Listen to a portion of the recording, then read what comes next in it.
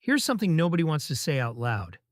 You could work every day for the next 40 years, never miss a shift, never skip a savings deposit, and still end up completely dependent on a government check to survive.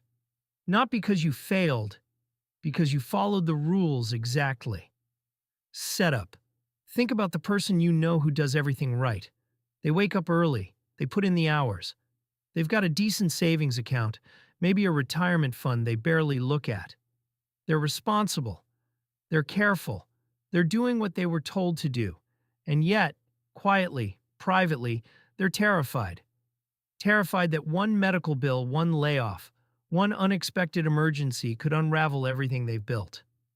That's not a personal failure story. That's the story of most working people right now. Here's what's interesting though. Somewhere in that same economy, there are people sleeping in on a Tuesday, taking trips without checking their bank balance first, watching money flow into their accounts while they're at dinner, at the gym, or doing absolutely nothing at all. Same country, same inflation, same interest rates. Completely different financial reality. So what's the gap? I'm going to give you the honest answer. And I'll warn you up front. It's going to challenge some things you've believed your whole life. What people are doing wrong. Most people, when they think about why they're not further ahead financially, blame themselves. I should have started earlier. I should have spent less. I should have been smarter. That guilt is real, but it's also misdirected. Because the truth is, the financial system you grew up inside was never designed to make you wealthy. It was designed to keep wealth moving in a very specific direction. And that direction is not toward you. Let me show you what I mean. You get paid. Before that money ever touches your hands, the government takes a cut. Then you spend what's left on things that lose value. A car, food, rent, utilities.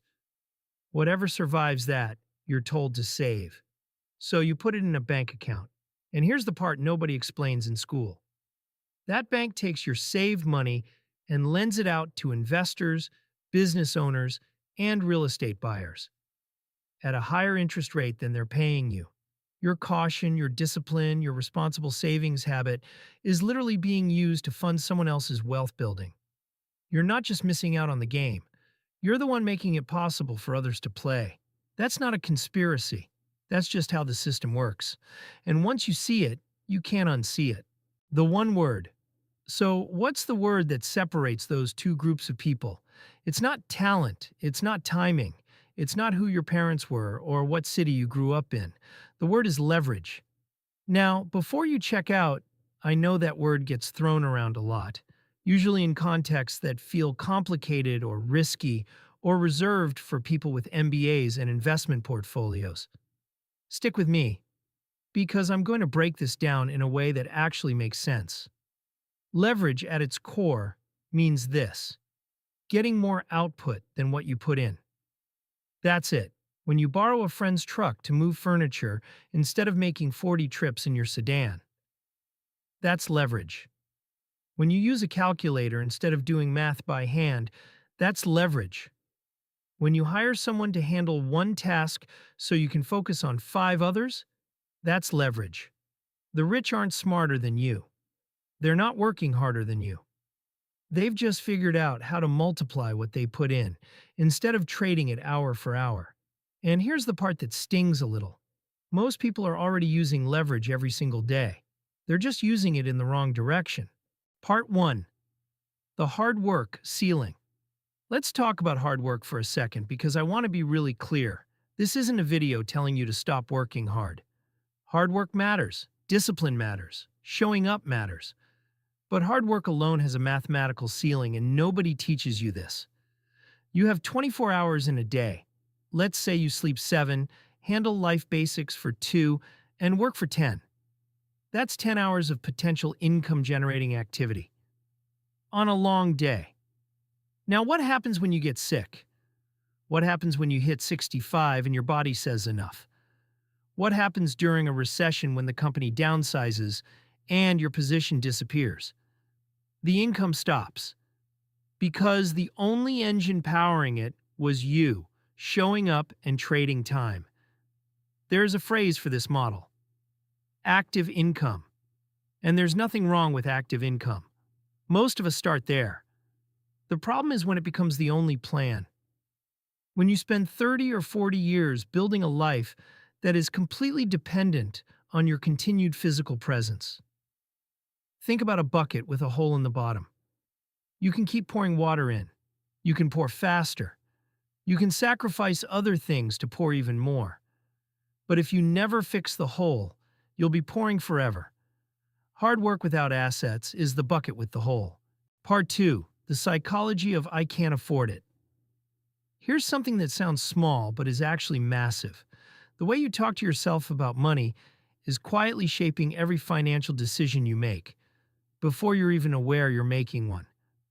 Most people, when they encounter something financially out of reach, say some version of, I can't afford that.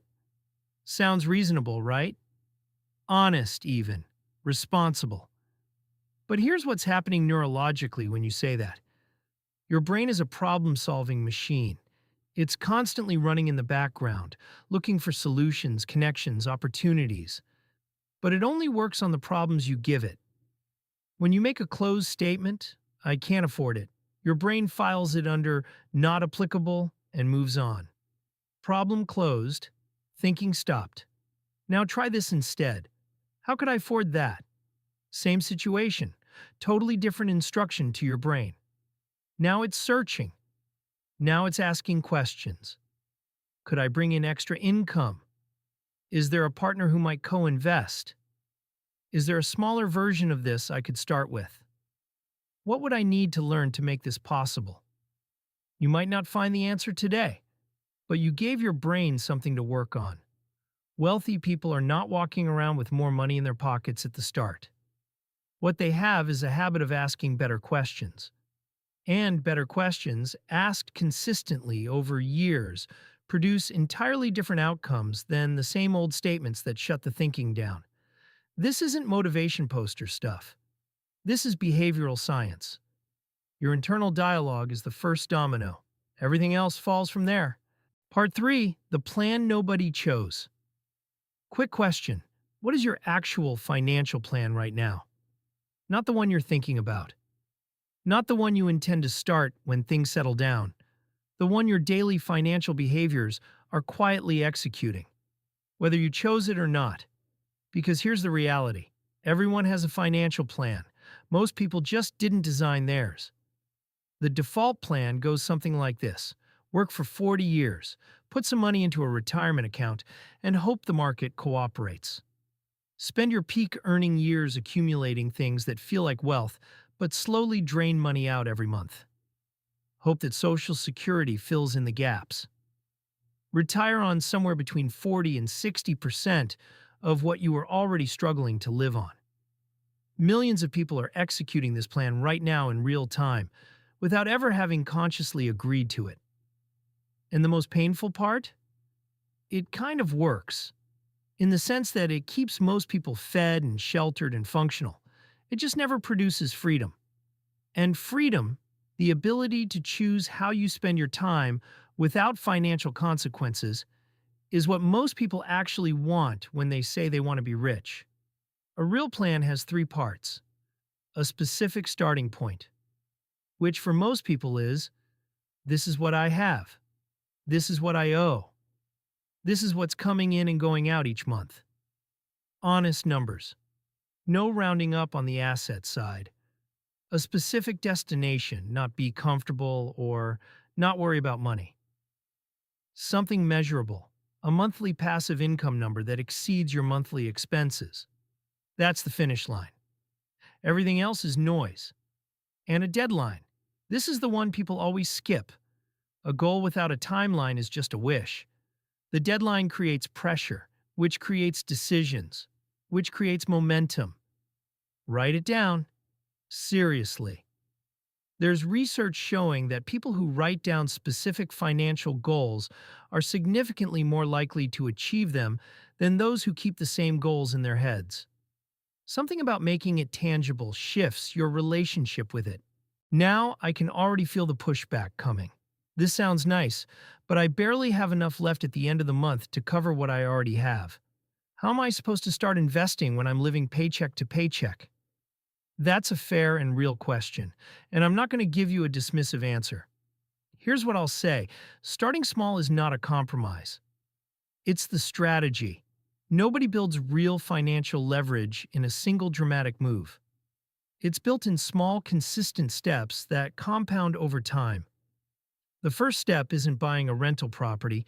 The first step is understanding money well enough to recognize the difference between things that grow your wealth and things that quietly shrink it.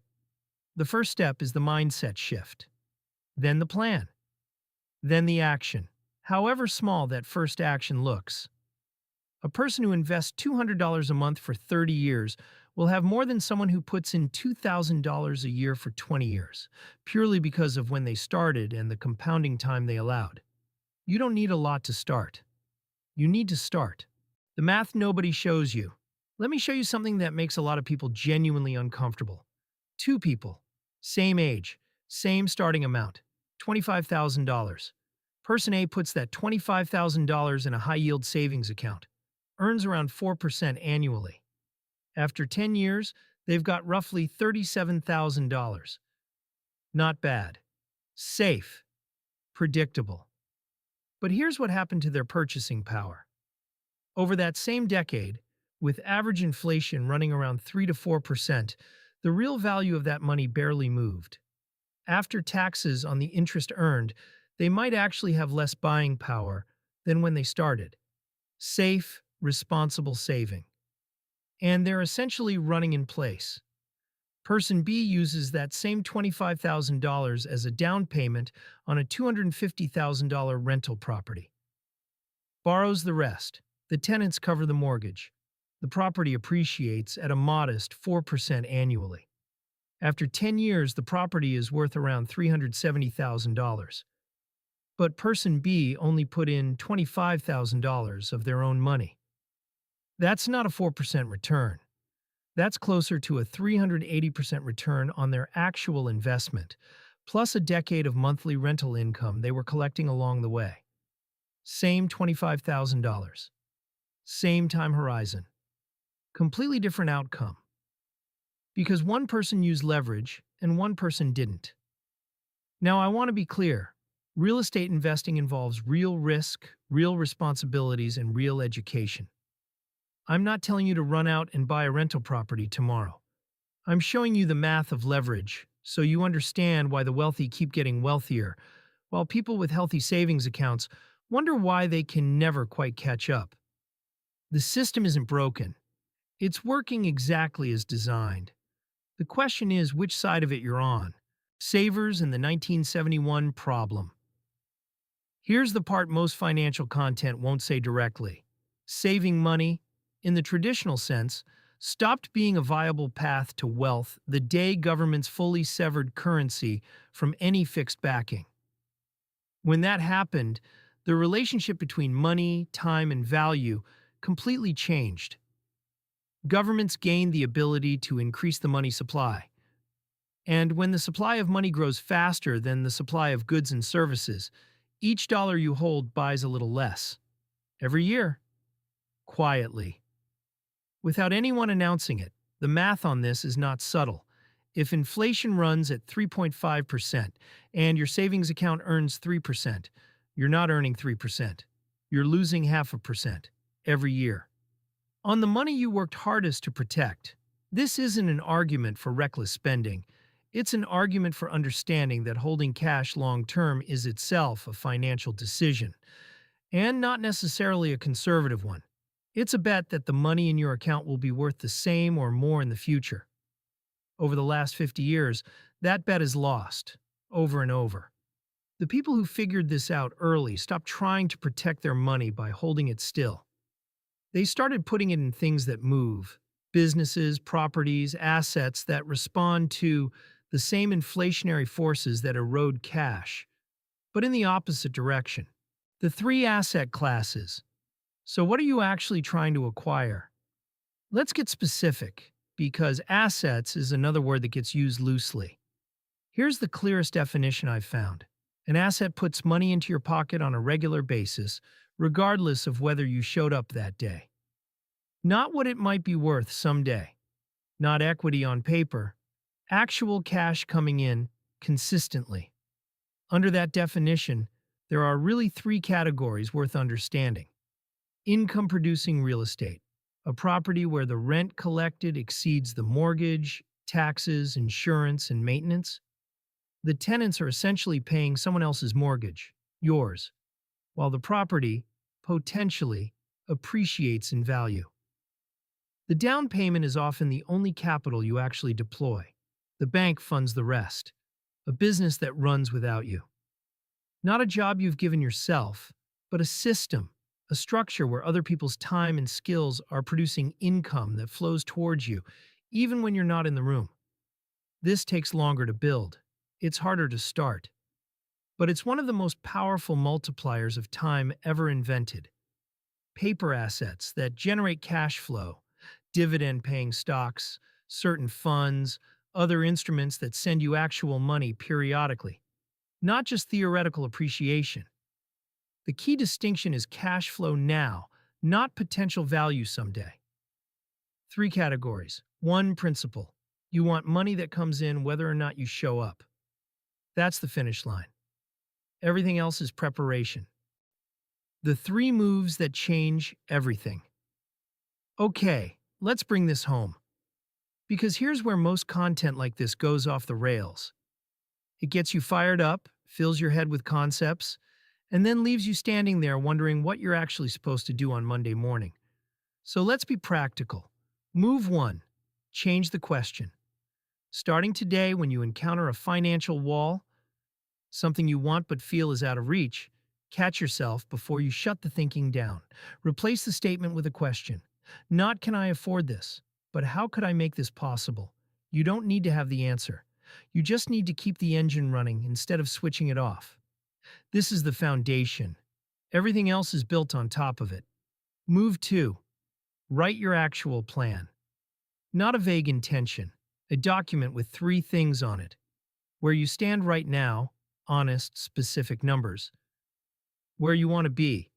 A monthly passive income target that would genuinely change your life. And a realistic deadline.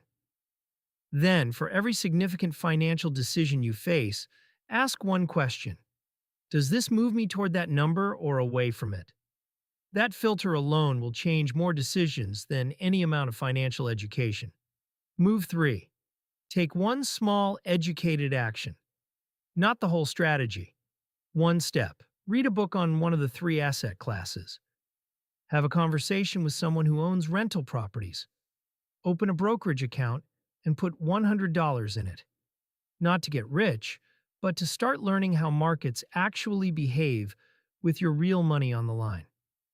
The feedback from real, small-scale action teaches you more than years of passive research. Mistakes made with $100 are lessons. The same lessons avoided until you have $10,000 at stake are disasters. Mind first. Plan second. Action third. In that order. Every time. Here's what I want to leave you with. You're not behind because you're lazy. You're not behind because you're not smart enough or disciplined enough or lucky enough. You're behind because you were handed a set of rules that were never designed to take you where you want to go. Rules that benefit the people who wrote them. Rules that sound responsible and safe and correct, and quietly, efficiently, keep most people exactly where they are. The good news? Rules can be learned. And once you understand them, you can choose different ones. That choice starts with a question instead of a statement. It grows into a plan with a real destination. And it becomes real when you take your first imperfect, uncertain, educated step toward an asset that works for you. You don't need to be rich to start. You need to start to eventually become free. That's the whole thing. That's the whole game.